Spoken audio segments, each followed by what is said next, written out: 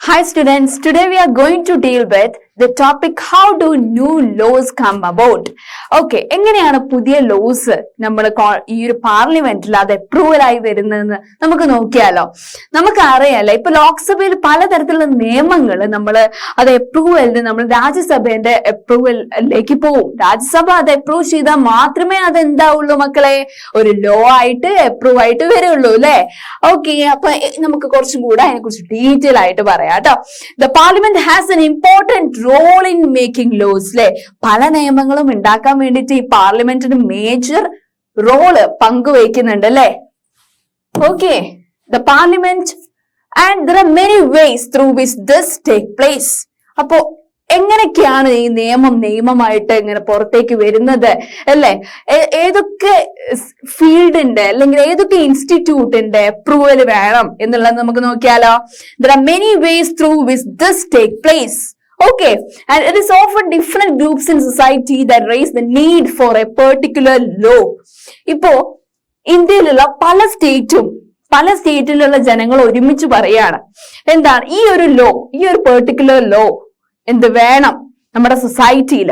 ഇപ്പൊ എന്താ കൂടുതലായിട്ട് സ്ത്രീകൾക്കെതിരെ അതിക്രമങ്ങൾ നടക്കുകയാണ്. അപ്പൊ എന്താണ് പല സ്ട്രഗിൾസും വരുമ്പോൾ ഒരു ഇഷ്യൂ വരുമ്പോൾ നമ്മൾ ഒരുമിച്ച് പറയുന്ന ഒരു സംഗതി there will be a capital punishment അല്ലെ, അല്ലെങ്കിൽ നമ്മൾ അങ്ങനെ പറയുമ്പോ അല്ലെങ്കിൽ ഡെത്ത് പണിഷ്മെന്റ് അവർക്ക് കൊടുക്കണം എന്ന് പറയുമ്പോഴോ എന്താണ് അത് നടപ്പിലാവുന്നില്ല ഒരു പരിധി വരെ അല്ലെ. എന്ന് വെച്ചാല് പേടിക്കുന്ന ഒരു നിയമം വരുമ്പോഴേ ആ സമൂഹത്തിൽ എന്തുണ്ടാവും, ഇങ്ങനെയുള്ള പലതരത്തിലുള്ള ക്രൈംസ് കുറയുള്ളൂ അല്ലെ.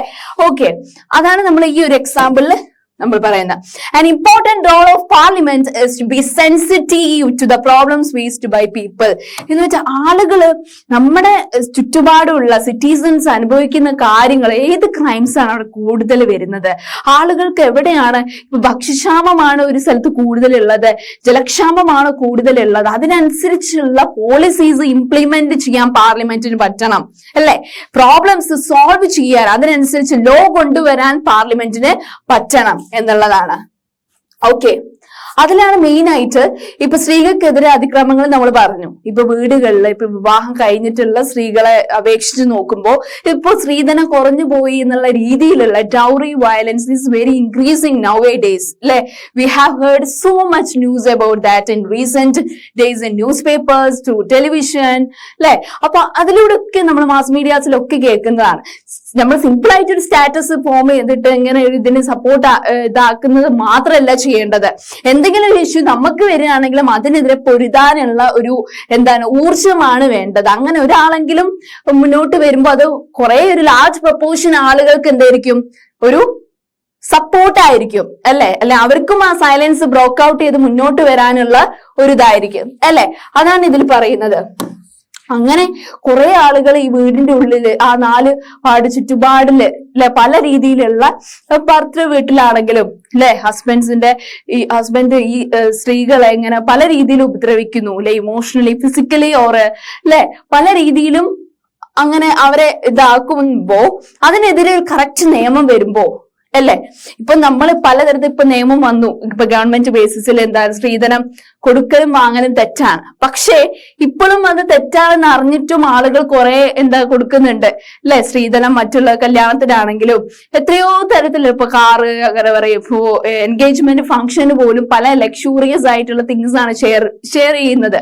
അപ്പൊ അത് കൊടുത്തിട്ടില്ലെങ്കിൽ എല്ലാ സ്ത്രീധനം കുറവായി കൊടുക്കുമ്പോ എന്തൊക്കെയോ ആ പെൺകുട്ടിക്ക് ആ ഒരു വീട്ടിൽ സേഫ് ആയിരിക്കും. ഇന്നത്തെ കാലഘട്ടത്തെ അല്ല അല്ലെ. അപ്പൊ അങ്ങനെയുള്ള ലോ അത് സ്ട്രിക്റ്റ് ആയിട്ട് പ്രവർത്തിച്ചാലേ ഇങ്ങനെയുള്ള ക്രൈംസ് സ്ത്രീകൾക്കെതിരെ കുറയുള്ളൂ. ഓക്കെ, അതാണ് ഇതിൽ മെയിൻ ആയിട്ട് പറയുന്നത്. Domestic violence generally refers to injury or harm or threat to women that is caused by her husband. An injury may be caused by physically beating അല്ലെ, ശാരീരികമായി തല്ലലോ അല്ലെ പീഡിപ്പിക്കലോ ആവാം. or by emotional abusing her, emotionally മാനസികമായി തളർത്തുക അല്ലെ. Okay, അങ്ങനെ abuse of women can also be included അല്ലെ. Verbal ആയിട്ട് നമ്മൾ നമ്മൾ പറയുന്ന അത്രയും ഹാഷ് ആയിട്ടുള്ള വാക്കുകൾ ഉപയോഗിച്ച് അവരെ പറയുന്നതും and sexual and economic abuse ഒക്കെ ഈ അബ്യൂസിൽ പെടുന്നതാണ്. Okay, next one.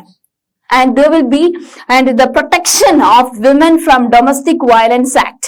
ഇപ്പോ ഈ സ്ത്രീകളൊക്കെ ഇതിൽ നിന്ന് പ്രൊട്ടക്ട് ചെയ്യാൻ വേണ്ടി ഒരു ആക്ട് വന്നു, ഡൊമസ്റ്റിക് വയലൻസ് ആക്ട്. ഏത് വർഷമാണ് മക്കളെ വന്നത്? 2005 എക്സ്റ്റെൻഡ് ചെയ്ത് ആ ഒരു ആക്ട് വന്നതിന് ശേഷം എത്ര ക്രൈംസ് വർധനവുണ്ട് നോക്കിക്കേ.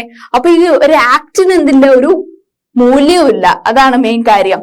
And extends the understanding of the term domestic to include all women who live or have lived together in a shared household, with the male member who is perpetrating the violence. ആരെങ്കിലും സ്ത്രീകൾക്കെതിരെ violence നടത്തുന്നുണ്ടെങ്കിൽ അതിനെതിരെ domestic violence എന്ന് പറയുന്നത് സ്ത്രീകളെ വീടിന്റെ ഉള്ളിൽ പലതരത്തിലെ പീഡനങ്ങൾക്ക് വിധേയരാക്കുന്നുണ്ടെങ്കിൽ അതിനെതിരെ വന്നൊരു act ആയിരുന്നു 2005 ഡൊമസ്റ്റിക് വയലൻസ് ആക്ട്, അല്ലെ? അപ്പോ സസ്റ്റൈനബിൾ ഡെവലപ്മെന്റ് ഗോൾസ് ആണ് 5th one. It is gender equality. എല്ലാ രീതിയിലും എന്തുണ്ടാവണം? തുല്യത ഉണ്ടായിരിക്കണം സ്ത്രീകൾക്കും പുരുഷന്മാർ. ഇപ്പോ കമ്പനീസിലൊക്കെ ജോലി ചെയ്യുന്ന പ്രൈവറ്റ് കമ്പനീസിലൊക്കെ നോക്കുകയാണെങ്കിൽ ഇപ്പൊ പുരുഷന്മാർക്ക് എന്തായിരിക്കും കൂടുതലായിട്ടുള്ള സാലറി ആയിരിക്കും എവിടെ പോവുകയാണെങ്കിലും, അല്ലെ? ആ സ്ത്രീകൾക്കോ തുച്ഛമായിട്ടുള്ള സാലറി ആയിരിക്കും. അങ്ങനെ പലതരത്തിലുള്ള വ്യത്യാസം ഉണ്ടാവും, അല്ലെ? ഇപ്പോ എഡ്യൂക്കേഷൻ ബേസിസിലാണെങ്കിലും ഇപ്പൊ എന്താണ് പലതരത്തിലുള്ള ഇപ്പോ പുരുഷന്മാർക്കായിരിക്കും കൂടുതലായിട്ട് ഇപ്പോ എഡ്യൂക്കേഷൻ ബേസിൽ ഇപ്പോ ഓരോ ഡിപ്പാർട്ട്മെന്റ്സിൽ ടീച്ചേഴ്സായി വരുന്നവരുണ്ടാവും. അപ്പൊ അവിടെ ഇപ്പൊ ഒരു മെൻ ഉണ്ടെങ്കിൽ ബാക്കിയൊക്കെ വുമൻ ആണെങ്കിൽ ആ മെന്നിന് മെജോറിറ്റി കൊടുത്തുകൊണ്ടായിരിക്കും എന്ത് ചെയ്യുക, അവിടെ പലതരത്തിലുള്ള ഡിസിഷൻസ് ആ മെന്നിന്റെ നേതൃത്വത്തിലായിരിക്കും ചെയ്യുക. അങ്ങനെ പല രീതിയിൽ, അല്ലെ? And gender equality achieving is to improve all women and girls, അല്ലെ? എന്ന് വെച്ചാൽ ഒരു ജെൻഡർ ഇക്വാലിറ്റി അവിടെ ബേസിസിൽ ഫോം ചെയ്യുമ്പോൾ എന്താണ്, അത് സ്ത്രീകൾക്കും അതുപോലത്തെ പെൺകുട്ടികൾക്കും അത് പല രീതിയിലുള്ള എന്താണ് മുൻഗണനയാണ് കൊടുക്കുന്നത്, അല്ലെ? The role of citizens is crucial in helping the political frame or parliament frame different concerns that people might have into laws. എന്ന് വെച്ചാൽ ഒരു ലോ അത് റിജക്ട് ചെയ്യണോ അപ്രൂവ് ചെയ്യണോ എന്നുള്ളതൊക്കെ ജനങ്ങൾ പറയും. ഈ ഒരു ലോ വന്നാലേ ഇത് അവർക്ക് ആക്സെപ്റ്റബിൾ അല്ലെങ്കിൽ അത് തുറന്നു പറയാൻ എന്തൊക്കെയുണ്ട്? ഇപ്പോ ന്യൂസ് പേപ്പേഴ്സ് ഉണ്ട്, editorial sections and radio broadcast is there. And next local meetings, അല്ലെ? ലൈവ് ആയിട്ടുള്ള നമ്മൾ സെഷൻസ് ഉണ്ട്, അല്ലെ? അവരുടെ ഒപ്പീനിയൻസ് പറയാൻ ഇപ്പൊ മാസ് മീഡിയ ചാനൽസ് ഇപ്പൊ എന്താണ് കൂടുതലാണ്, അല്ലെ? ഓക്കെ, അപ്പൊ നമുക്ക് ഇനി ഈ ലോസ് പല ടൈപ്സ് ഓഫ് ലോസ് ഉണ്ട്. അൺപോപ്പുലർ ആൻഡ് കോൺട്രോവേഴ്ഷ്യൽ ലോസ് ഉണ്ട്.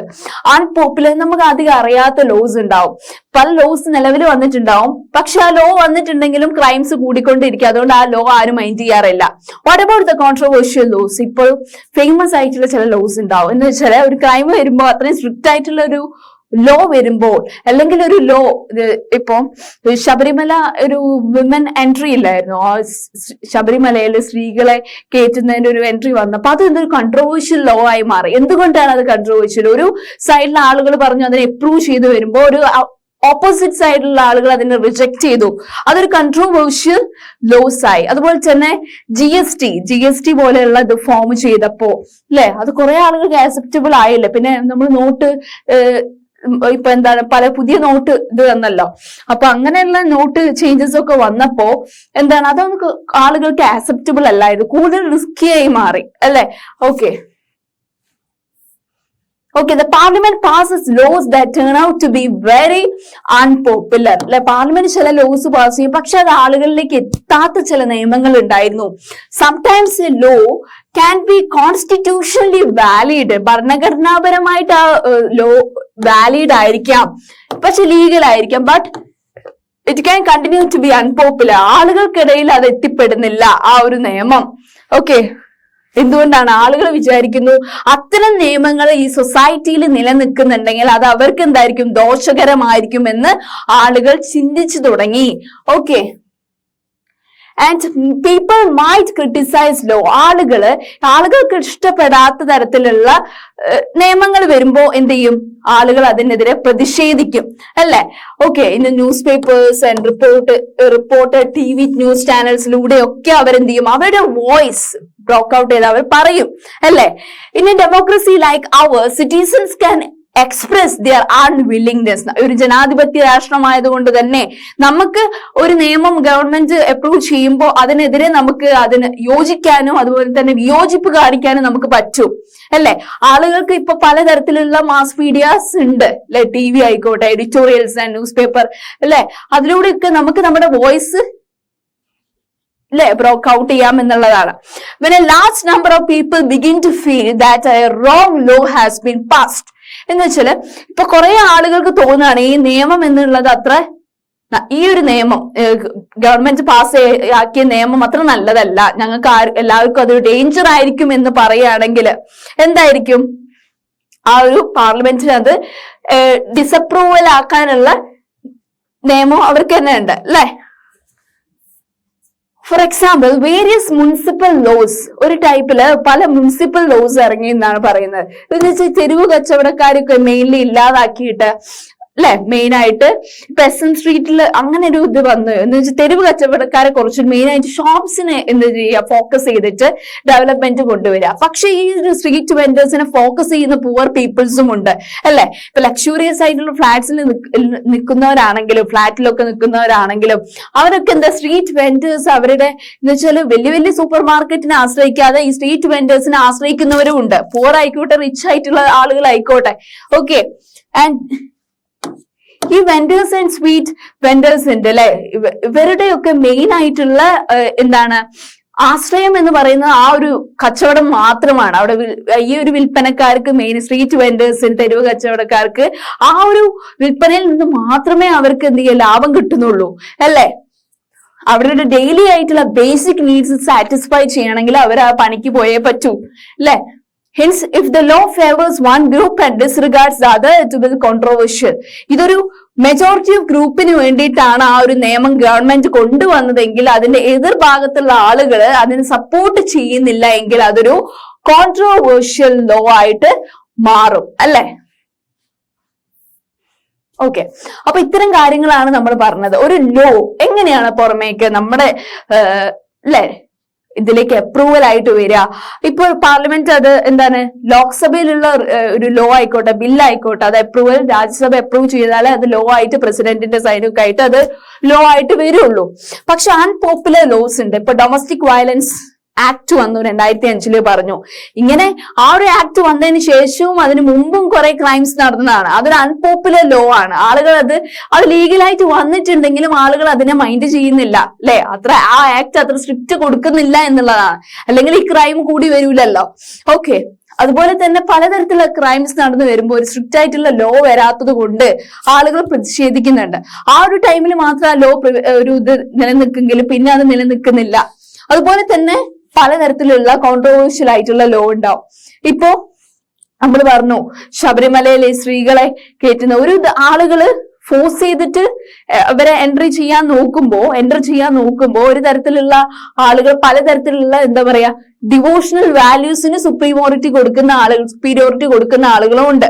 രണ്ട് തരത്തിലുള്ള ആളുകൾ ഉണ്ടാവും. അതെന്താവും കോൺട്രോവേഴ്ഷ്യൽ ലോ ആവും അല്ലെ. എന്ന് വെച്ചാൽ ഒരാൾക്ക് മാത്രം, ഒരു മെജോറിറ്റി ഓഫ് ആളുകൾക്ക് മാത്രം അപ്രൂവൽ കൊടുക്കുന്ന ഒരു ലോ ആയിരുന്നു അതെങ്കിൽ അത് മറ്റുള്ളതിൽ എന്തായിരിക്കും എതിർഭാഗത്തുള്ള ആളുകൾക്ക് അത് അവരുടെ റിച്വൽ അവരുടെ കസ്റ്റംസിന് എതിരായി മാറും അല്ലെ.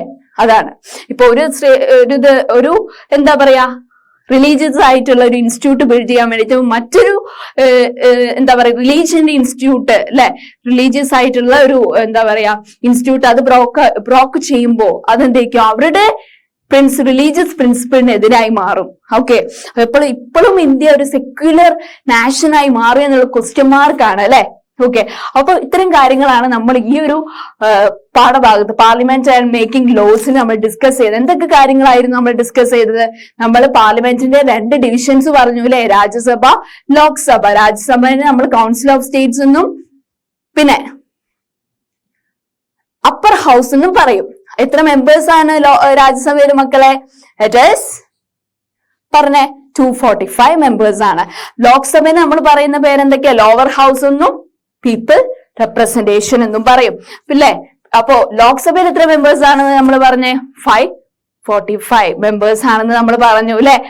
ഓക്കെ, അപ്പൊ പിന്നെ നമ്മൾ പറഞ്ഞത് എന്താണ്, പിന്നെ മെയിൻ ആയിട്ടുള്ള കാര്യങ്ങൾ എലക്ഷൻസ് നടന്നു, പിന്നെ ഡിസിഷൻ മേക്കിംഗ് അല്ലെ, ആളുകൾക്കിടയിൽ അവർക്ക് ഇഷ്ടമുള്ള ആളുകളെ എലക്ട് ചെയ്ത് MP-മാരാക്കി പാർലമെന്റിലേക്ക് കൊണ്ടുവരും. അവരെന്നിട്ട് ഇവരുടെ പ്രശ്നങ്ങൾ ക്വസ്റ്റ്യൻ ഹവർ സെഷനിലൂടെ അവരുടെ പ്രശ്നങ്ങൾ പറയും. പിന്നെ എന്തൊക്കെ കാര്യങ്ങളാണ് കുട്ടികളെ പറഞ്ഞത് നമ്മള്?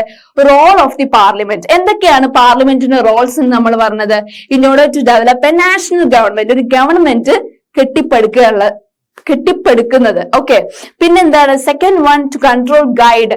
ഇതിനൊക്കെ കൺട്രോൾ ചെയ്യുക, ഗൈഡ് ചെയ്യുക, ഗവൺമെന്റ് കൺട്രോൾ. എക്സിക്യൂട്ടീവ് ഉണ്ടാവും, leader, prime minister will be there. പിന്നെ നമ്മൾ പറഞ്ഞ സെൻട്രൽ സെക്രട്ടേറിയറ്റ് ബിൽഡിങ്ങിനെ കുറിച്ചാണ്. അതിന്റെ സൗത്ത് ബ്ലോക്കും ഉണ്ട്, നോർത്ത് ബ്ലോക്കും ആയിട്ട് ഡിവൈഡ് ചെയ്യുന്നുണ്ട്. സൗത്ത് ബ്ലോക്കിൽ ആരൊക്കെ ഓഫീസേഴ്സ് ആണ് മക്കളെ? പ്രൈം മിനിസ്റ്റേഴ്സിന്റെ ഓഫീസും ഡിഫൻസും ഒക്കെ കൈകാര്യം ചെയ്യുന്ന ആളുകളെ ഓഫീസ്. നോർത്ത് ബ്ലോക്കിലോ ഫിനാൻസ്, അങ്ങനെ പലതരത്തിലുള്ള ഫീൽഡ് കൈകാര്യം ചെയ്യുന്ന ഓഫീസർ. പിന്നെ നമ്മൾ പറഞ്ഞത് മെയിൻ ആയിട്ട് എന്താണ്? നമ്മുടെ ലോസ് ആണ്. ഈ ലോസ് ഒക്കെ രാജ്യസഭയുടെ അപ്രൂവൽ ആയിട്ട് അത് ലോ ആയിട്ട് ഇനീഷ്യേറ്റ് ചെയ്യുള്ളൂ. പിന്നെ നമ്മൾ പറഞ്ഞ 2 ടൈപ്സ് ഓഫ് ലോസ് ആണ്. It is mainly controversial laws and unpopular laws. അപ്പൊ ഇത്തരം കാര്യങ്ങളാണ് ഈ ഒരു ചാപ്റ്ററിൽ നമ്മൾ അത്രയും സിമ്പിൾ ആയിട്ട് പറഞ്ഞു പോയത്. ഓക്കെ, അപ്പോ ഇതില് മെയിൻ ആയിട്ടുള്ള വരുന്ന കാര്യങ്ങൾ എന്ന് പറയുമ്പോൾ 2 types of divisions, Rajya Sabha, Lok Sabha very important ആണ്. ആൻഡ് സെൻട്രൽ സെക്രട്ടേറിയറ്റിന്റെ ഡിവിഷൻസ് അതും ഇമ്പോർട്ടന്റ് ആണ്. Role of parliament, functions of പാർലമെന്റും ഇമ്പോർട്ടന്റ് ആണ്. And last one, it is popular unpopular laws and controversial laws. എല്ലാം ഒന്ന് ചെക്ക് ഔട്ട് ചെയ്ത് ഒന്നൊക്കെ പോവുക. Okay, thank U.